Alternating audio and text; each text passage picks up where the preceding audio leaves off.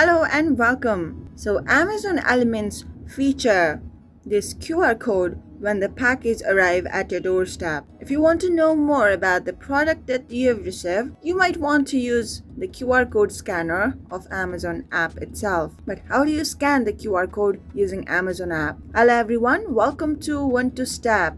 In today's video, we're gonna see how we can scan QR code using Amazon app. We are using our mobile app of Amazon. So let's begin. Just launch your Amazon shopping app. Now, if you see the search bar, just before the mic icon, you can see a camera or scanner icon. Let's select it. Now you have to allow Amazon app to access the camera. Allow access while using the app. Now if you place this square box above the QR code in your package, you will be redirected to the product homepage or the product page of that package or product, right? Now you know how to scan QR code in Amazon. Thank you guys for watching. If you find this video helpful, do give this video a big thumbs up.